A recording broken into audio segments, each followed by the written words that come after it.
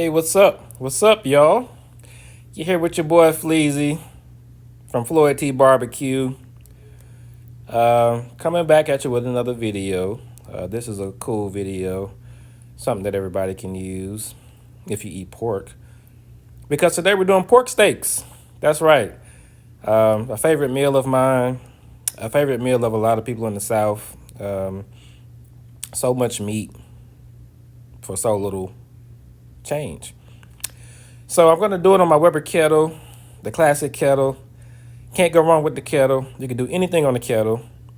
And today we're going to do anything on the kettle, that pork steak. So stay tuned and I'll show you what I got. All right, guys. So here are the two pork steaks. I'm pretty sure one is going to feed me and the other one I might just eat tomorrow. I'll give it away. Got it from my local grocery store, Food Depot.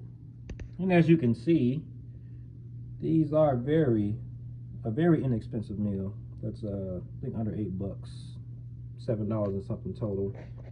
And for you germaphobes, yes, they are sitting in my sink. So I'm not gonna season them in the sink. I just got them sitting here. So let me show you how I'm gonna season these up. All right, guys. So here are our pork steaks.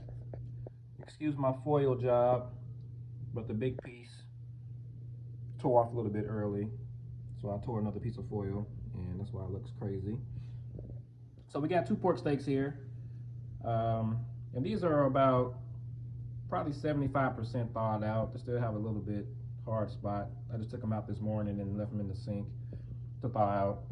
So I can still season them though. And then since a couple of buddies said they might come by and watch the Thursday night football game with me, I'm thawing out another one quickly by placing that pack in some hot water. So anyway, to season these, I'm going to use my favorite binder, which is hot sauce. And any kind of hot sauce will do. I have a garlic hot sauce, but I didn't want to open that just for this. So I'm going with my trapeze. And then I'm going to hit it with a little bit of this Slap Your Mama seasoning that I like. It's very spicy. They have one that's not spicy, just a Cajun seasoning, but I like a little bit of spice, man. So I'm going to throw a little bit on this. And I'm going to be careful with it, because if you put a lot, it'll be really spicy. So I'm going to hit it with a little bit of this. And then I'm going to use this All-American rub that I bought when I was in Syracuse a few years back from a seasoning store in the mall. I think they have like the second largest mall in the country, or sixth largest, one of them. But anyway, this rub, it has a hint of sweetness to it, and I don't really like sweet stuff. Like, I don't put barbecue sauce or anything on my meat.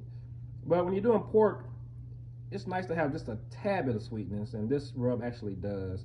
So I'm going to use this. It also has a little bit of spice to it too. Maybe that's why they call it Pepper Palace. So I'm going to throw that on as my main seasoning. Then come back with a staple, garlic powder. And finish it off with a little bit of black pepper. So that's what we're going to do, man. So let me season these up and I'll show you what we're looking like. Guys, here are our pork steaks seasoned. And as you can see, there's a third one.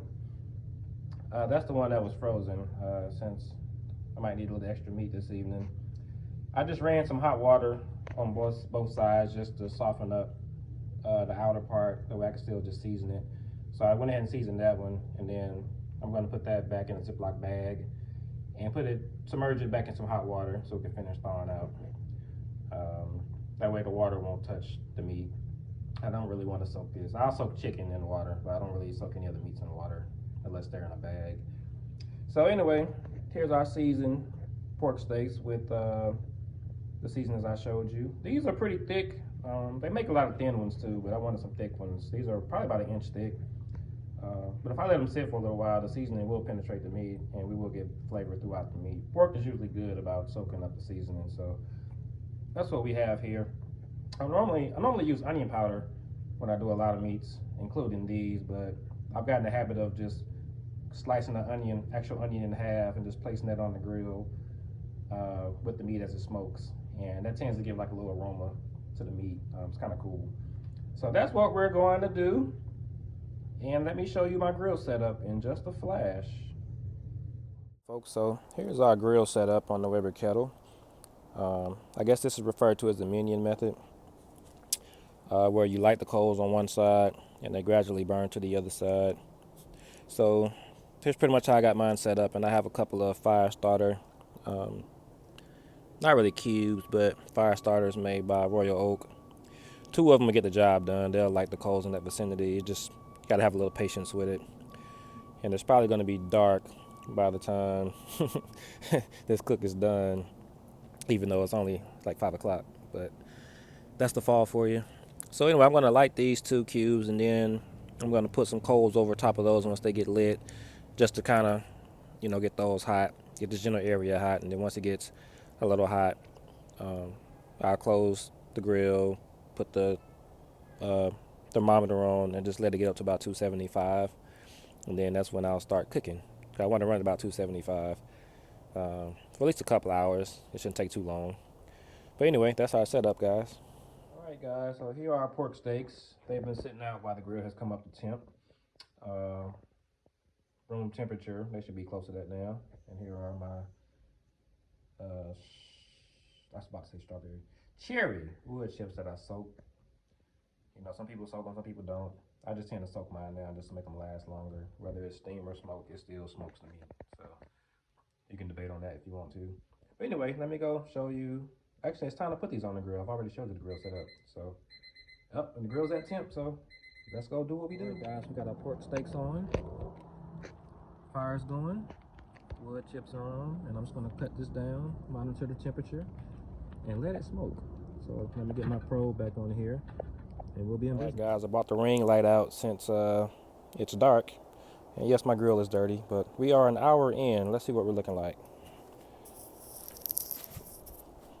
Looking pretty good, looking pretty good. I ran out of apple cider vinegar, and I forgot to get some more, but I had a little bit of red wine vinegar, so I just put a little bit in there and a lot more water, just to get a little moisture and a little twang.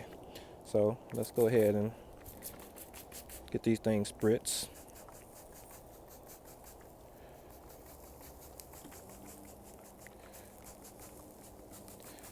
And I'm gonna flip them over and do the other side, and then put the lid back on the grill, let them go for at least another hour. Probably for the first 35-40 minutes, the grill was kind of hot. It was running around 290. And then I got it back down over the last 25 minutes to around 265, 270. So let me go ahead and flip these and spritz them so the fire doesn't get too hot, and I'll be back in an hour. All right, folks, we are back after hour 2. And wow, look at these steaks. Looking pretty good, looking pretty good. This one's kind of dark on this side. So they definitely had got enough smoke on them. And our coals are just about burnt out. So what I'm going to do is spritz both sides of these with the red wine vinegar and water solution, and then flip them over. Yes, I'm doing this all by hand. And let's get this side.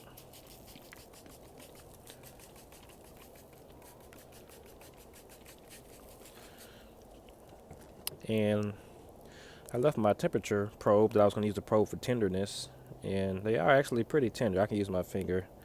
However, I want to let them go even longer. So I'm going to throw a few more coals on there and let these things go. I didn't let them go another hour if I can keep the temperature down low. So that's what we're going to do, and I'll be back. Here are our pork steaks, and let me tell you what happened. So I put those additional coals on about an hour ago, and they were creating so much of that dirty smoke that I took the pork steaks off for about 30 minutes, maybe 20, 30 minutes while that fire got back right. Then I put them back on, so they've been on for an additional hour. So as you can see, they are looking good color. I'm gonna spritz the top real quick, and then I'm gonna just probe them with my trusty thermometer right here. So let's turn it on, and I really just want to check for tenderness. So they are very tender. It's going in good. Let's get a temperature reading. This one says about 140, 144. This one about 140. Yep. This one's about 162, 169. So I'm just gonna let them go a little bit longer. I'm gonna let just let them go. Flip them over. Spritz the other side. Just let them go. Just let them go. I'm not gonna rush to eat, so they'll be cooking for 3 hours, and I might let them go.